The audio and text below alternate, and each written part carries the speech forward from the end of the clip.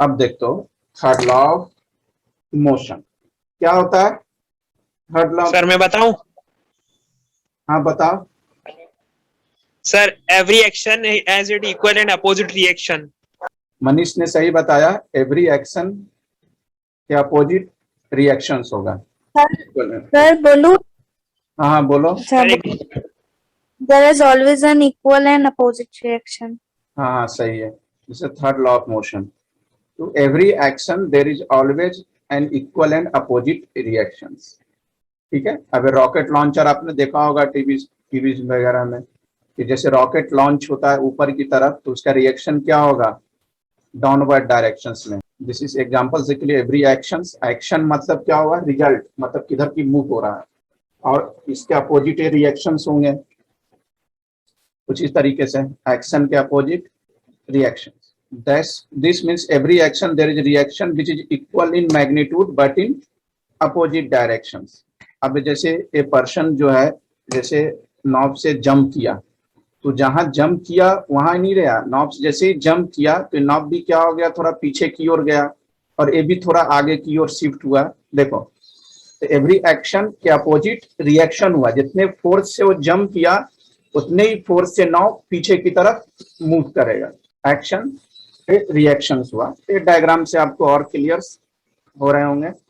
This is when you push an object it push your back. किसी भी, obviously आप देख सकते हो, किसी भी ऑब्जेक्ट को आप पुश करोगे, जैसे या दीवार को ही आप मारो, तो जिस फोर्स से आप दीवार को मारोगे उसी फोर्स से दीवार की तरफ से आपके हाथ, आपके हैंड पे भी रिएक्शंस होंगे, वो अपने को पुल कर देगी पीछे, है ना। तो आप दीवार के मार के देख सकते हो कि कितने चोट लग रहे हैं। तो एवरी एक्शन के अपोजिट रिएक्शंस होंगे। अब characteristics of action and reactions के कैरेक्टरिस्टिक्स क्या होते हैं। Action and reaction are equal in magnitude and opposite direction.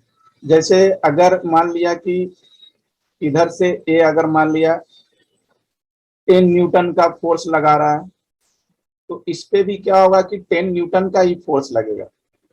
तो दोनों का मैग्नीट्यूड तो सेम हो गया, लेकिन डायरेक्शन क्या हो गया, अपोजिट्स हो गया। तो जिस फोर्स से आप किसी को ट्राई करोगे उतने ही फोर्स आप पे भी लगना है। Action and reaction do not act on the same body, therefore they do not cancel each other. हमेशा ख्याल रखना, एक्शन एंड रिएक्शन कभी भी सेम बॉडी पे अप्लाई नहीं होता। जैसे आपने दीवार को मारा, तो आपने दीवार पे मारा तो दीवार पे क्या हुआ, एक्शन हुआ। अब दीवार के थ्रू आपको हैंड पे लगा तो आप पर क्या होगा, रिएक्शन होगा। या किसी को, या सिंपल है, किसी को आप चाटे मारो, तो जिसको आप मारोगे उस पे क्या होगा, आपका एक्शन होगा। ये अलग बॉडी है, लेकिन ये फिर आपको मारेगा या आपके हाथ पे लगेगा, तो क्या होगा, इसके द्वारा रिएक्शन हो गया। तो दोनों क्या हो गया, अलग अलग ऑब्जेक्ट पे हो गए। तो हमेशा ख्याल रखना, action reactions do not act in same body, it is always in different bodies पे अप्लाई होता है। इसलिए कभी भी कैंसिल आउट नहीं कर सकता। जैसे किसी स्टूडेंट यहाँ क्वेश्चन पूछ सकता है, सर इधर से भी 10 इधर से भी 10, दोनों सेम सेम मैग्नीट्यूड है और डायरेक्शन अपोजिट है, तो कैंसिल आउट कर दो। 10 Newton minus 10 Newton, this is the cancel out, zero होगा। ये जीरो कब होता है, जब सेम बॉडी पे अप्लाई हो रहा है। सेम बॉडी पे अगर अप्लाई होता then will be zero, but action and reaction are not act at the same body, then it is not cancel to each other. तो action and reaction always act in different bodies, हमेशा different bodies हो गया। जैसे आपने, मैंने जो दीवार का बताया एग्जांपल्स, या अगर किसी को आप चाटे मारो तो वो एक्शन हुआ, उसके एवज में वो आपको मारेगा, तो वो क्या हो गया, रिएक्शंस हो गए। तो दोनों अलग अलग ऑब्जेक्ट्स पे हो गए, तो ये कैंसल आउट नहीं होगा, ये हमेशा ख्याल रखना।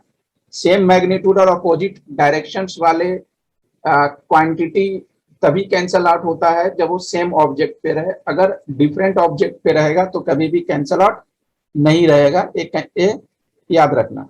Action and reaction are mutually and act simultaneously. ठीक है, साइमल्टेनियसली एंड म्यूचुअली एक्ट रखता है। म्यूचुअल अंडरस्टैंडिंग है कि जैसे आप मारोगे तो वो तो आपको मारेगा ही मारेगा, ऐसा नहीं कि वो गांधी जी का कंसेप्ट पालेगा कि आप मारोगे तो एक गाल वो आगे कर देगा, दूसरा चाटा भी मार दो, वो गया। वो ऐसा होने वाला नहीं है। ये म्यूचुअली अंडरस्टैंडिंग है कि आप मारोगे तो वो भी आपको मारेगा ही मारेगा। दीवार पे आप कस के मारो हाथ तो दीवार के तरफ आपको भी इक्वली चोट आपको हाथ पे लगना ही लगना है। और वो साइमल्टेनियसली होता है, एक के बाद एक। ऐसा नहीं कि आप किसी को मारो और आपको 4-5 घंटे के बाद मारेगा, मारेगा तो तुरंत, कम या ज्यादा। ये तो सही बोला। हाँ, बशर्ते बाद में वो इकट्ठा करके और मारे आपको, वो अलग चीज है, लेकिन रिएक्शन तो तुरंत देगा ही देगा, चाहे कम ही क्यों नहीं मारे। That is Newton's law is not applicable to pseudo force. Newton's law कभी भी सूडो फोर्स पे अप्लीकेबल नहीं है। सूडो का मतलब क्या होता है? फॉल्स। सर बायो में पता है स्यूडोफोबिया, उसका पता है, बस इसका नहीं पता। सूडो का मतलब यहाँ डिक्शनरी में मीनिंग भी देखोगे तो सूडो का मतलब होता है false.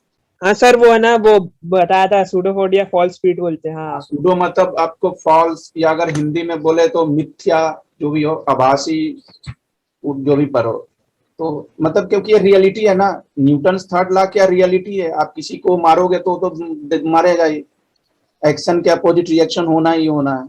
Newton's third law define the nature of force and gives the law of conservation of linear momentum. तो न्यूटन्स लॉ बेसिकली क्या डिफाइन करता है? फोर्स का नेचर। तो मैंने फर्स्ट क्लास में क्या बताया था? फर्स्ट लॉ क्या बताता है? फोर्स। सेकंड लॉ क्या बताता है? फोर्स का मैग्नीट्यूड। थर्ड लॉ क्या बताता है? फोर्स का नेचर। ये ख्याल रखना एक पॉइंट में। फर्स्ट लॉ क्या होता है? फोर्स। सेकंड लॉ फोर्स का मैग्नीट्यूड, और थर्ड लॉ फोर्स का नेचर या directions. And it also give the conservation of law of linear momentum कोई बता। Newton's third law is not strictly applicable when the interaction between two bodies separated by a large distance. Obviously, अगर दो body के बीच में distance बहुत ज्यादा हो तो न्यूटन्स लॉ अप्लीकेबल्स नहीं होगा। क्यों नहीं होगा? क्योंकि वहां पर एक्शन रिएक्शन ही नहीं होगा ना। तो ये हमेशा हाँ ख्याल सर, रखना। ये हाँ, अब मैंने दूर से ही किसी को मार दो तो जब तक वो आएगा मारने के लिए तुम तो भाग जाओगे, तो न्यूटन थर्ड लॉ एप्लीकेबल नहीं होगा। तुमको मार खाने से बच जाओगे उससे, और भागते ही फिर रहो जब तक कि उसके गुस्से शांत नहीं हो जाता है। तो वहाँ थर्ड हाँ लॉ, सर, ऐसे मान लो कि दूर से तोपबाजी कर रहे हैं। तो लार्ज डिस्टेंस के बीच में Newton third law will not applicable.